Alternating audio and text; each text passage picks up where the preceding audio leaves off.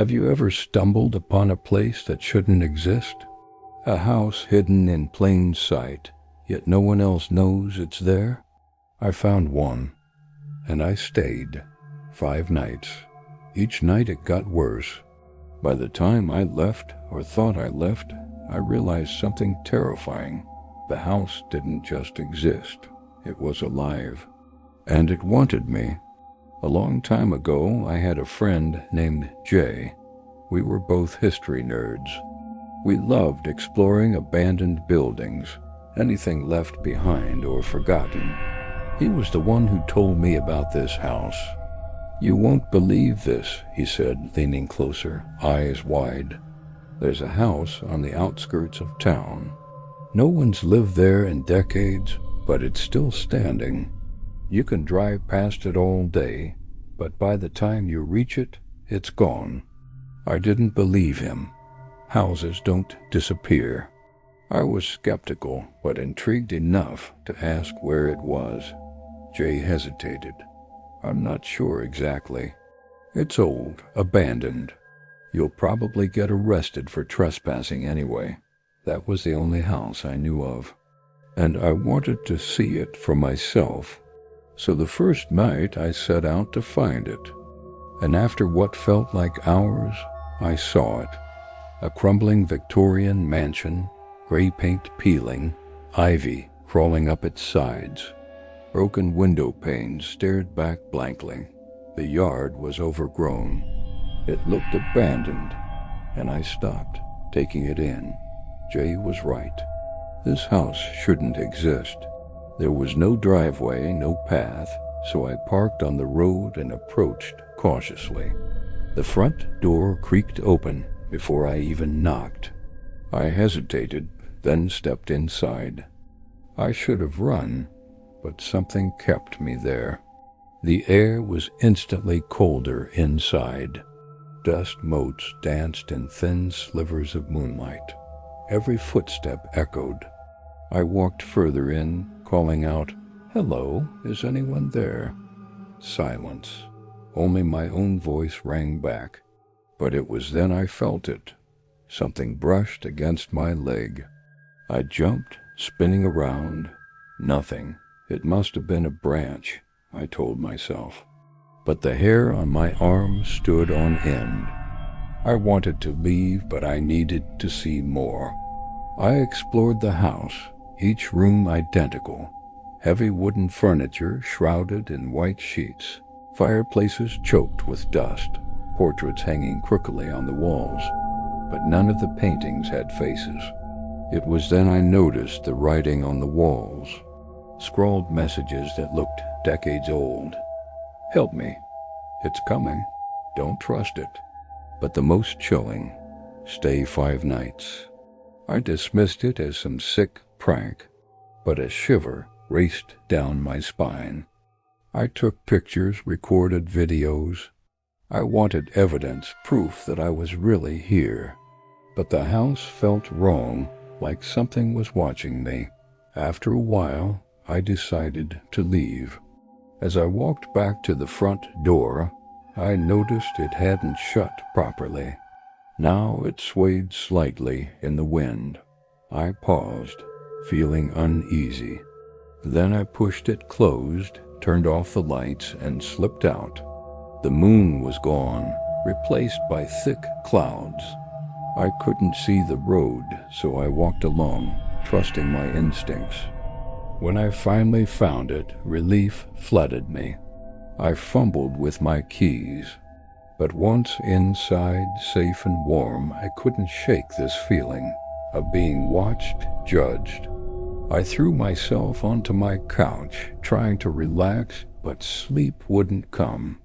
Restless and anxious, I kept replaying the events of the night over in my head. Then I noticed something odd. The walls were whispering. At first, it was barely audible, like leaves rustling in the wind. But now it was clear, faint voices muttering just beyond my earshot. Curiosity got the better of me. Was I imagining things? I crept closer to the wall and strained to listen. "Leave now," a raspy voice rasped. Another whispered urgently, "Don't trust it." But the clearest one chilled me to the bone. 5 nights. Shaken, I returned to the couch.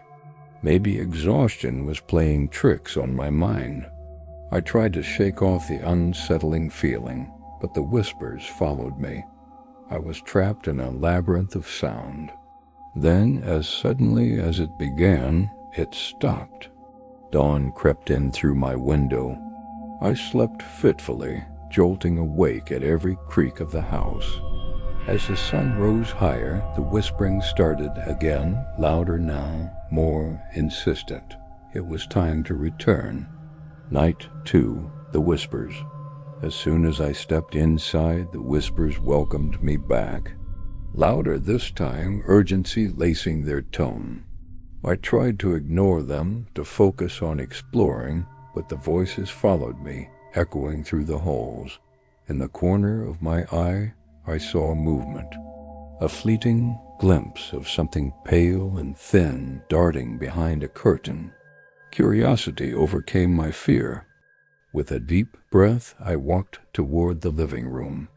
The whispers grew louder, forming words. "Don't look, don't touch, don't stay." But I did look, and for a split second, I saw it. A figure made of darkness, almost skeletal, hovered just behind the wall. It turned, revealing an emotionless face. Its eyes, hollow pits of black, stared directly at me. Then it vanished. Panic rising, I fled the house, desperate to escape. But the front door refused to budge. It was locked. Frantically, I searched for another way out, finding a window. I clambered through, scraping my arm on the glass. But as I looked back, the figure stood at the windowsill, its eyes boring into mine.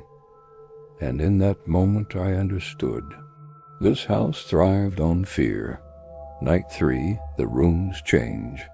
Each night the house grew more intense, the whispers louder, the presence more suffocating. On the 3rd night, the rooms changed. The hallway I'd explored on the first night now ended in a solid brick wall. Where there was once a window, there was now a cobweb-draped mirror. And when I peered into its depths, my reflection stared back, distorted and malevolent, and it spoke. Not with words, but with thoughts that invaded my mind. Curiouser and curiouser. You seek what cannot be seen. I backed away, shaken. What was this place? Who was controlling it? Then I noticed something strange. One of the rooms had shifted. Its door was now adorned with a silver knob. Intrigued, I turned it. It was cold to the touch. As I stepped inside, the whispers intensified. "Beware, beware, your fate is sealed." I found myself in a dimly lit bedroom. Moonlight streamed through a stained glass window, casting eerie shadows on the 4 walls. In the corner, a wardrobe loomed, its surface carved with arcane symbols. The whispers urged, "Open it, open it." Curiosity overwhelmed me. I pulled on the wardrobe doors. They swung open, revealing a dark, gaping abyss. As I reached out to touch it, a gloved hand shot out, ice cold, and clamped over my mouth. I screamed, thrashing wildly, but the grip tightened, dragging me toward the wardrobe. With a Herculean effort, I tore free and stumbled back. Panting heavily, I fumbled for the door, desperate to escape the room. But as I turned it, the wardrobe rumbled, tendrils of darkness coiling and uncoiling within. And from its depths a voice boomed, "Foolish mortal, you cannot escape what is inevitable." Night 4, the presence. On the 4th night, the house revealed its true form. No longer were the whispers hidden. They blared through the halls. Run, hide, it's too late. Doors slammed, windows rattled, curtains billowed in the drafts. and in the corner of my eye, I saw the presences, dozens of them. Pale and translucent, they glided just beyond my vision, their hollow eyes fixed on me. Overwhelmed, I fled to the final room, collapsing onto the floor. As I caught my breath, I noticed a diary lying open beside me. Its pages crackled, filled with chilling entries. Previous explorers, their fates intertwined with the house, all consumed by its grasp. And the last entry scrawled in a frantic hand, "It keeps them. It feeds. It waits." Then I heard it. In the doorway, a hulking shadow, taller than me, coalescing into a horrifying visage. It stepped forward, its eyes burning with ancient malice. "5 nights," it hissed, its voice echoing through the house. "5 nights, and you shall become one of us." Night 5, the escape. I spent the 5th night running, hiding, desperately seeking an escape. But the house mocked me. Hallways shifted, staircases vanished, windows became mirrors, reflecting endless corridors. Each room was the same, cold, empty, whispering, "Stay, stay, stay forever." The house reveled in my terror, relishing my helplessness. I collapsed on the floor, tears streaming down my face. Defeated, the house was silent. It waited, and as the first rays of dawn crept in, I knew my only chance was to leave.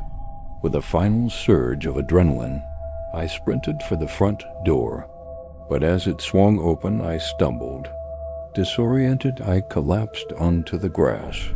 When I looked back, the house was gone, vanished without a trace.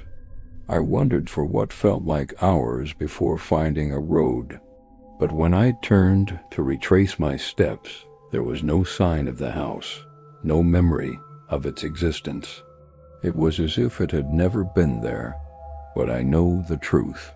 The house waits for those curious enough to find it, preying on their fears and trapping their souls. If you ever hear tales of a house that shouldn't exist, heed my warning. Stay away. Don't be tempted by its secrets. For once you step inside, it's only a matter of time before it claims you as its own. Do you believe me now? The house doesn't exist, but it does. It waits for those who are curious. And if you ever see it, don't go inside. I survived 5 nights, barely. But I know one thing, the house will never stop. It feeds on curiosity, fear, and those who wander too close. And if you want to hear my full story of what happened inside, leave a comment. And remember, some houses don't just sit there. They wait.